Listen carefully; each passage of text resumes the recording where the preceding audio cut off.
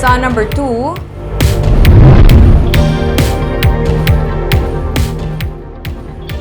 City Engineers Office kag Bacolod DRRMO ang magahimo sang assessment kung bala makabig nga danger zone ang suba sa Barangay Vista Alegre kung sa diin may isa ka iloy nga nahulugan sang bato samtang nagapanglaba kag napatay.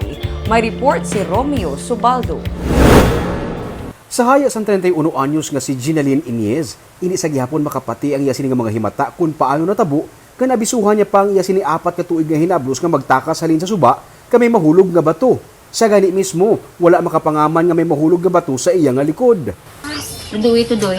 Ano yung tita Linden? Matakas luwat. Kaya nga Nagdag luwat ang bato. Namon, ay ara ka na dato. Siling nga namon.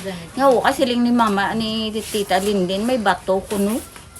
Nakapalayo siya? Bali daw nanhana mo blaser nga daw halos dungan kasi nga nag-amusin na nga atuto siya sa babaw niya.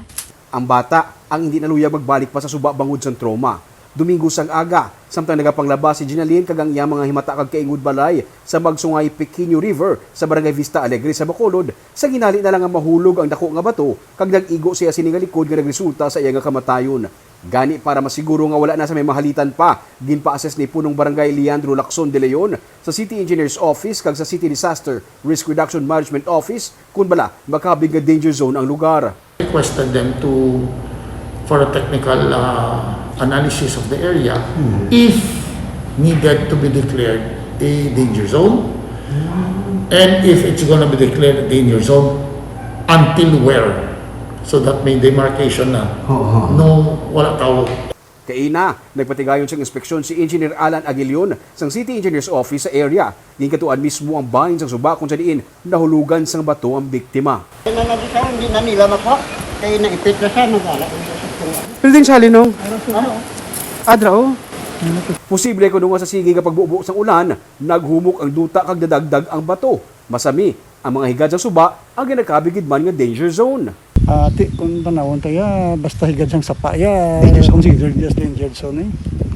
Kasi nagsurod sa assessment mo. Pero i-discuss pa na with DRRMO kag sa kay Kapman. I-check pa na. Basta danger zone, hindi pwede maistaran sang pumuluyo. Pero hulaton Manila ang assessment sang DRRMO kag ila ini pungkuan kaupod ang barangay. Sa karon, ginmanduanay sang punong barangay nga likawan ang pagpanglaba sa amo nga area. Ini ang ginakinaangdana sa mga pumuluyo, humalin pa sang una. Ruyag lang sa barangay nga hindi na masulit pa ang amo nga insidente.